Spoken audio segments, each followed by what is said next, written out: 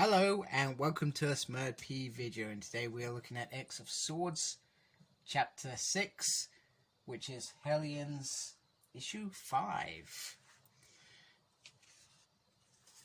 And we have a nice little quote from Nightcrawler there.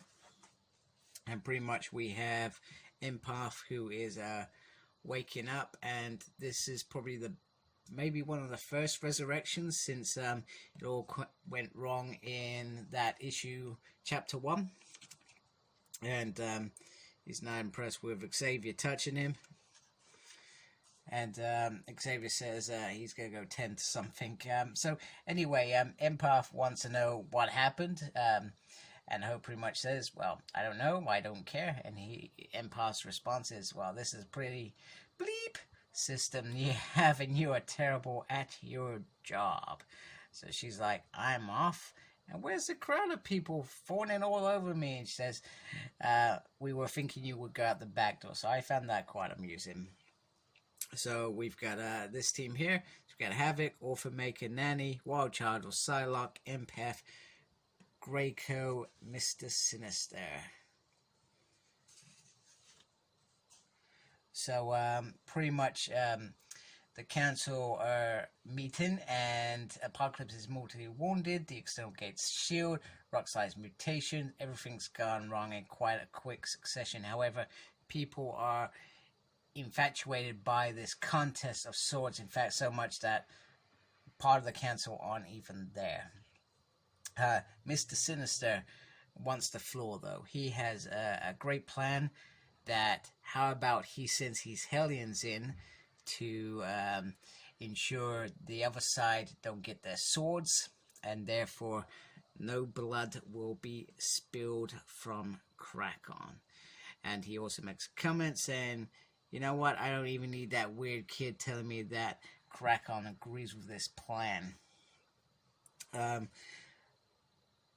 The only thing that Xavier probably disagrees is that there is a risk if they send this team to Otherworld that nobody will return. So, but it is up to the council as a whole. It's all in favor, and the favor wins. However, Bennett, who him and Sinister have this little thing going on where they kind of, I think, wind each other up, says Mr. Sinister will go lead them. Show of hands. Let's go. Surely we're not just going to let this team go in without you leading the way as their commander, etc. And, well, luckily there's only 4 hands. However, he decides to make a comment about Havoc and being Polaris' puppy dog, dog following her around. And, I think she's a bad influence, and I would ask how she was raised. And Magneto decides to change his vote, so it all goes the other way. And Sinister is now going to lead this team out off there. So the team are discussing this, what they've got to do, and they're basically, in a nutshell, talking about the fact that if you die over there, you die. However, they get into the notion of, well, Empath's dead, but there's this new Empath, but our Empath's dead, but there's a new one. And it's quite an interesting debate about, is he the same Empath? No, but he is an Empath, but he's not our one. And Havoc's just trying to... The point is, if we go over there and die, we're dead. End of story. We are not coming back at all. So, Sinister has created a clone to lead the mission. And the clone is not happy about this and says, you know what? I'm going to go tell... I'm not going on a suicide mission at all. I'm going to tell the others that you've got a secret farm of clones in your basement. And he says, you're definitely going in the incinerator. And this one makes fun that you're not gonna fight me, that's why you made me. So they end up doing a, what's it, I'm trying to think. Rock, paper, scissors. That's it. And whoever wins gets to wear the cape. So I guess this is either Sinister or it's their Sinister or the clone sister. We don't actually know. We don't actually know. So Empath is back and he's saying, you know what? I'm back. My friends, my piggies. And they're like, oh, yeah, okay. We don't actually care. And Psylocke, he's like, did somebody kill me or something? Can somebody tell me what happened? And she said, remember that Grey Crow warned you not to use your powers to manipulate the team. Remember that. And he says, did you shoot me in the head? He said, I did. I'll do it again. I'll cut you in half this time. So they are off. They go to see. So what the citizens were discussing as well, they were discussing the plan, which was to go through and see Jamie and get some sway in there. Jamie is busy playing with his magical horse.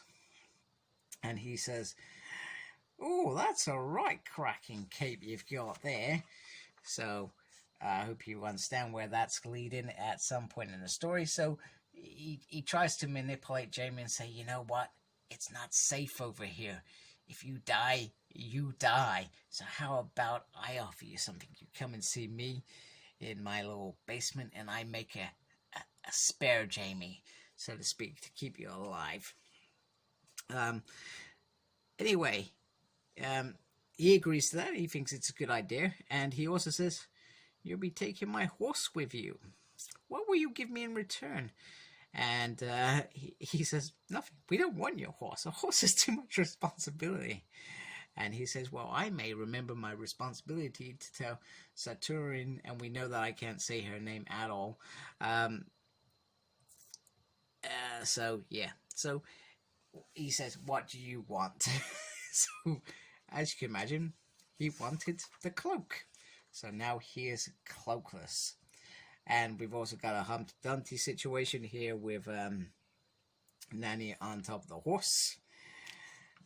Anyway, they'll stop quite abruptly and quite quickly because Jamie has screwed them over. This horse is not a normal horse. He's stolen it from, I think it's Saturn, or from somebody important anyway.